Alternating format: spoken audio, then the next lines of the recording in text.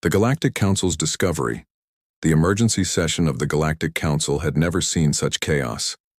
Representatives from 47 different species filled the massive chamber aboard Station Nexus, their various forms of communication, creating a symphony of panic that echoed through the crystalline walls. At the center of it all, High Chancellor Vorthak of the Zalani Confederation stood with his forearms raised, trying to restore order to the desperate assembly. The holographic displays surrounding the chamber showed the same terrifying images, over and over again.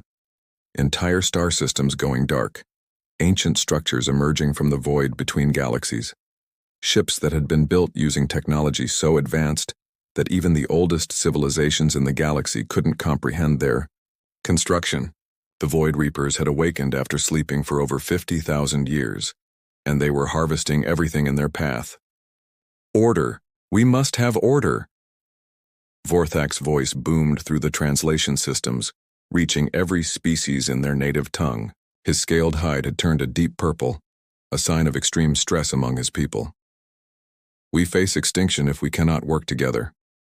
Admiral Kessitar of the Hegemony Navy stepped forward, her insectoid features clicking with agitation. Hi, Chancellor, we have lost contact with 17 colonies in the past week alone. Our strongest battle fleets cannot even scratch their hulls. The Void Reaper's technology is beyond anything we have encountered. From across the chamber, the crystalline, representative of the Shard Collective pulsed with soft blue light as it spoke.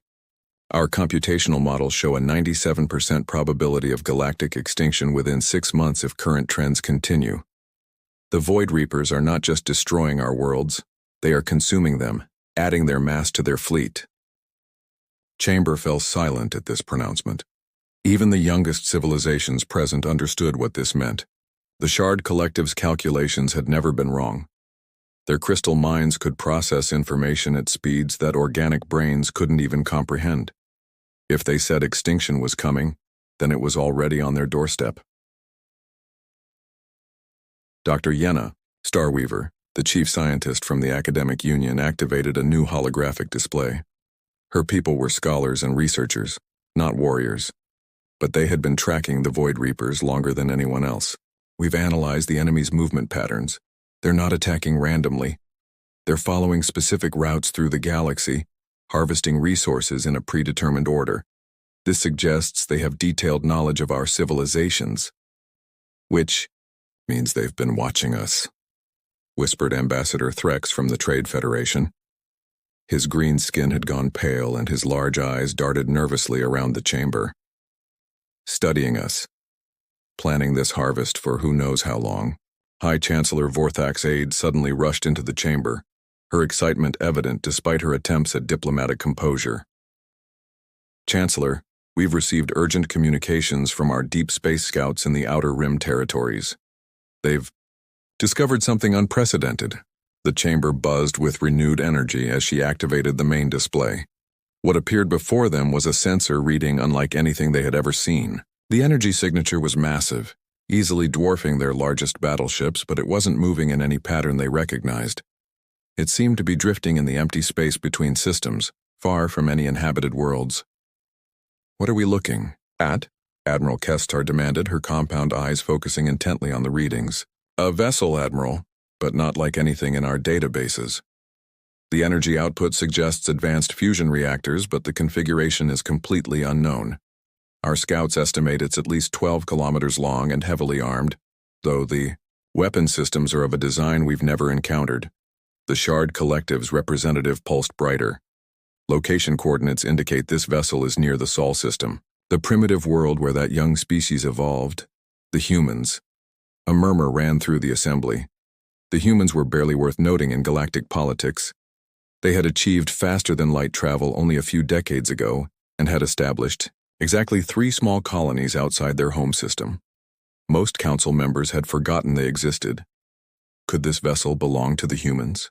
Asked Dr. Starweaver, though her tone suggested she found the idea unlikely. Before anyone could answer, the chamber's communication systems activated with an incoming priority signal.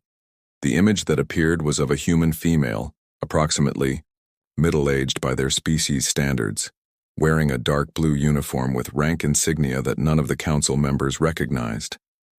Her brown hair was pulled back in a practical style, and her eyes held a calmness that seemed out of place given the galactic crisis. Greetings, Galactic Council. I am Captain Elena Rodriguez of the United Earth Space Service vessel Defiant. We've been monitoring your emergency broadcasts regarding the Void Reaper incursion. We believe we can assist. The silence in the chamber was deafening. High Chancellor Vorthak was the first to recover from his shock. Captain Rodriguez, we were not aware that humanity possessed vessels of such capability. Our records indicate your species has only recently achieved interstellar travel. Captain Rodriguez smiled, and there was something in that expression that made several council members step back unconsciously. It wasn't threatening, but it carried a weight that spoke of experience and knowledge that seemed impossible for such a young species. That's what we wanted you to think, Chancellor. Humanity has been operating in deep space for considerably longer than your records show. We've been watching, protecting, learning. The galaxy is more dangerous than most civilizations realize, and someone needed to stand guard while others focused on trade and diplomacy. The implications of her words sent shockwaves through the assembly. Ambassador Threx was the first to voice what everyone was thinking. You've been protecting the galaxy from what? From threats like the Void Reapers primarily. They wake up every 50,000 years or so, looking to harvest advanced civilizations. Last time they stirred, we put them back to sleep. Permanently. We thought, apparently we missed a few. Admiral Kessitar's mandibles clicked rapidly, a sign of extreme agitation. Impossible. Our historical records go back over 100,000 years. There's no mention of humanity or any intervention against the Void Reapers. Captain Rodriguez nodded patiently. Your records wouldn't show it. We made sure of that. When you're protecting someone, it's often better if they don't know they need protecting. It lets them focus on building beautiful things instead of preparing for war. She gestured, and new data appeared on their displays. Ship specifications, weapon configurations, defensive capabilities, all human in origin. All far more advanced than anything the Council had ever seen. The numbers were staggering. Humanity didn't just have one advanced vessel, they had an entire fleet. Dr. Starweaver studied the data with fascination and growing amazement. These shield harmonics, this hull composition, how is this possible? Your species achieved spaceflight only recently. Recent is a relative term, Doctor. Humanity has been spacefaring for over 2 centuries. We just haven't been advertising the fact. When you're surrounded by older, more established civilizations, sometimes the smart play is to let them think you're no threat while you learn and grow. The chamber erupted in discussions as representatives tried to process this revelation. A species they had dismissed as primitive newcomers had apparently been operating advanced starships for longer than most of their own space programs had existed. More importantly, these humans claimed to have defeated the Void Reapers before. Hi. Chancellor Vorthak raised his arms again, calling for silence. Captain Rodriguez, if what you say is true, then we have been living under your protection without knowing it. But the immediate question is, can you help us now? The Void Reapers have already consumed 17 star systems. Our projections show total galactic extinction within months. Captain Rodriguez's expression grew serious. We can help, Chancellor. But you need to understand what that means. The Void Reapers aren't just technologically advanced. They're ancient and cunning. Defeating them requires tactics that most civilizations would consider unethical.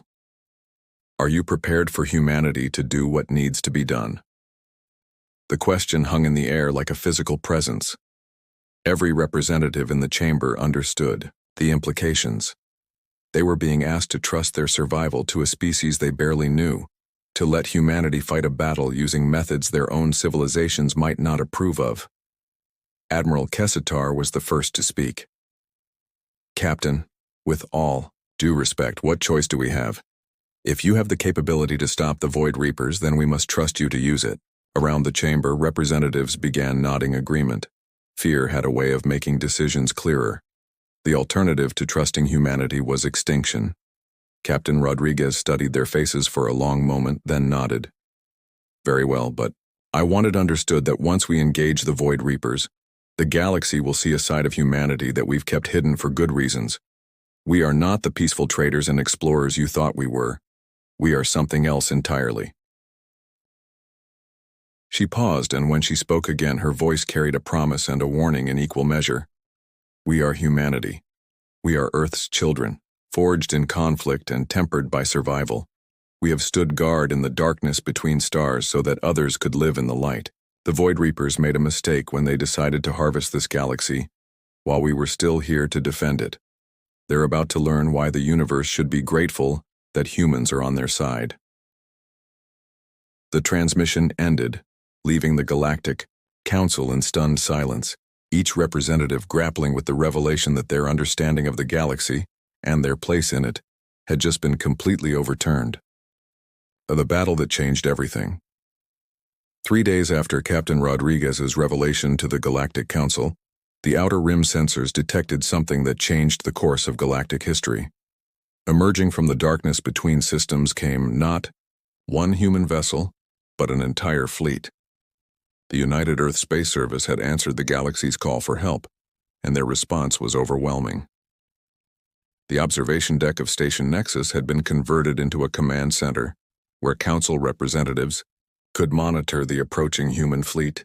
High Chancellor Vorthak stood before the main display, his forearms clasped behind his back as he watched ships that shouldn't exist perform maneuvers that defied conventional understanding of space combat. "How many vessels are we looking at?" Admiral Kester asked, her compound eyes tracking the formation movements with professional interest. Dr. Starweaver consulted her instruments, her voice filled with disbelief.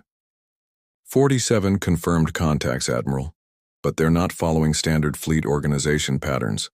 Some of these ships are larger than our space stations, while others appear to be single-pilot fighters. It's like they've built a completely different philosophy of space warfare. The largest vessel at the center of the formation was clearly the UESS Defiant, Captain Rodriguez's flagship.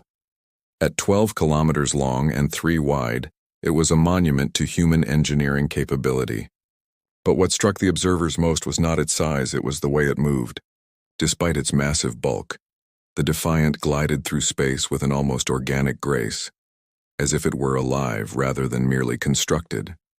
Their smaller vessels are maintaining perfect formation at speeds that should tear them apart, observed the Shard Collective's representative, its crystalline form pulsing with analytical light. The acceleration curves indicate inertial compensation technology beyond our understanding. Ambassador Threx from the Trade Federation was studying different readings. Chancellor, their energy signatures are unlike anything we've cataloged. It's not just advanced fusion. There are power sources here that don't match any theoretical models in our databases. Before anyone could respond, the communication systems activated again. Captain Rodriguez appeared on their screens, but now, she was clearly on the bridge of her vessel, surrounded by human officers working at stations that hummed with barely contained energy. "Council observers, this is Captain Rodriguez.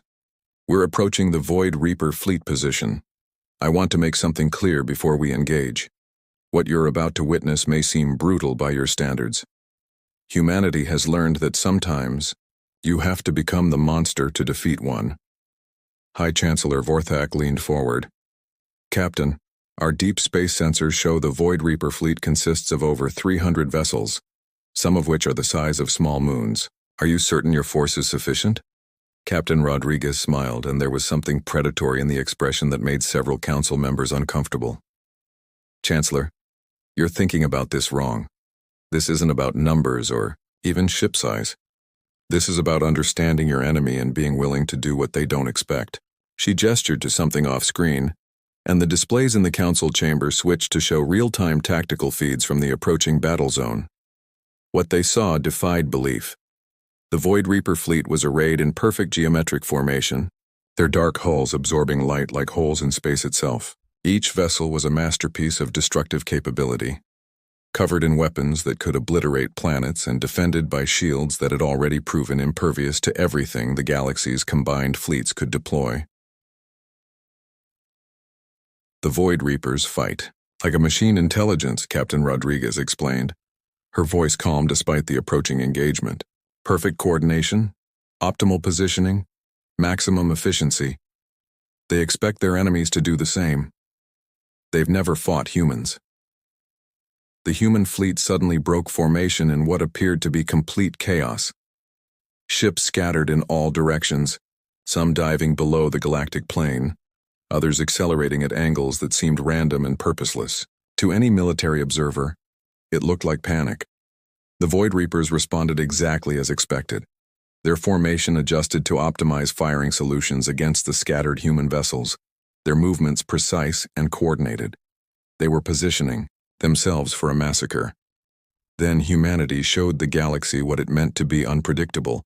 The UESS Defiant, which had appeared to be fleeing along with the rest of the human fleet, suddenly reversed course and accelerated directly toward the center of the Void Reaper formation. But instead of firing weapons, it began broadcasting something that made the Council observers' instruments go wild.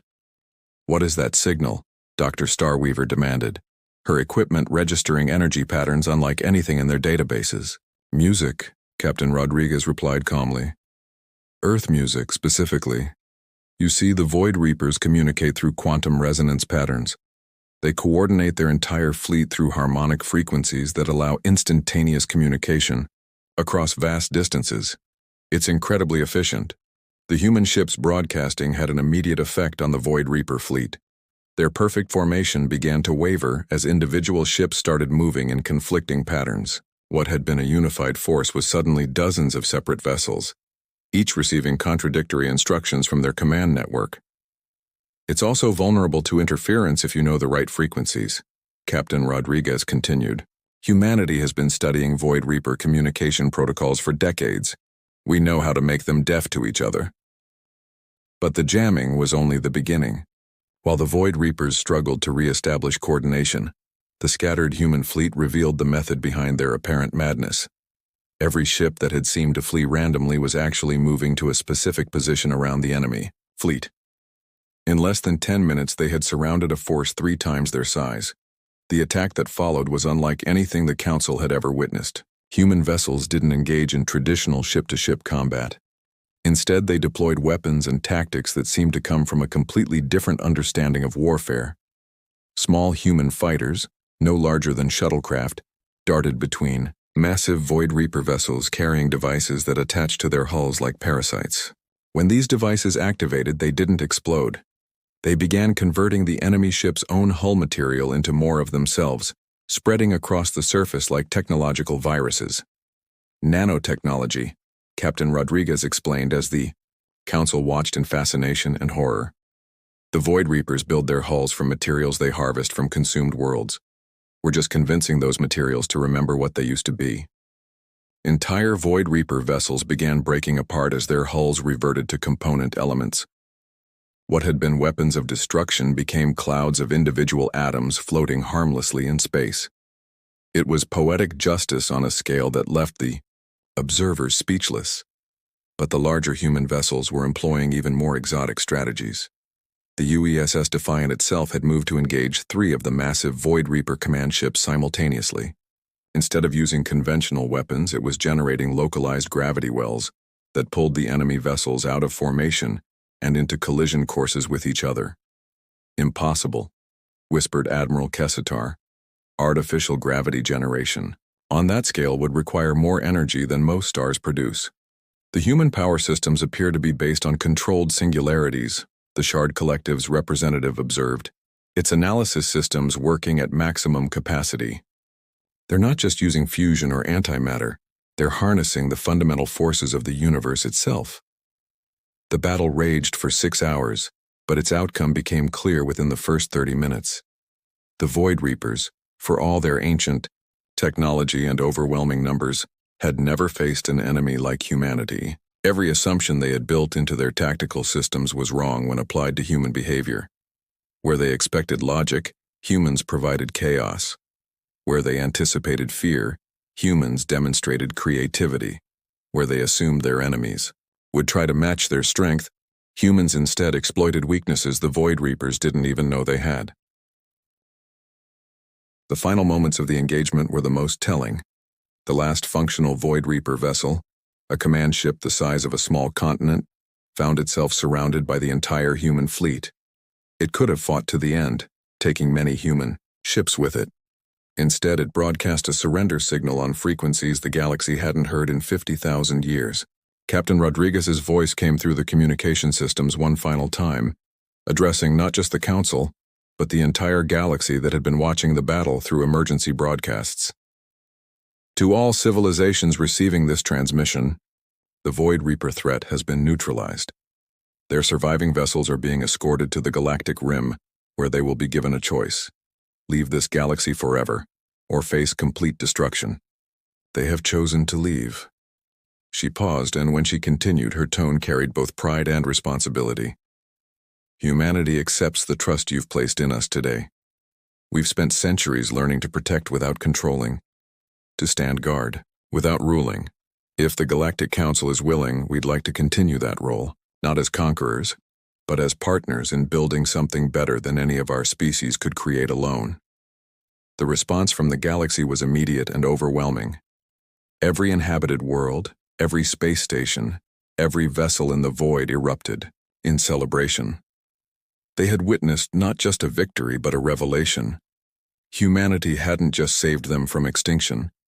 They had shown them what was possible when someone was willing to sacrifice everything to protect others. In the months that followed, the Galactic Council underwent its most significant reorganization in recorded history. Humanity was not just invited to join, they were asked to lead. The United Earth Space Service became the backbone of a new, galactic defense force, one built on human principles of adaptability, creativity, and the absolute conviction that some things were worth fighting for. The galaxy had learned that it was not alone in the darkness, and that sometimes the greatest strength comes not from the oldest or most powerful civilizations, but from those who refuse to let others face the dark alone.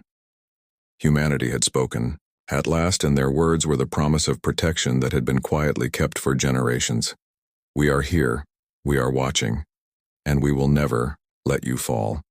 The age of human guardianship had begun, not through conquest, but through the simple recognition that someone has to stand between the innocent and the dark, and humanity had always been willing to be that someone.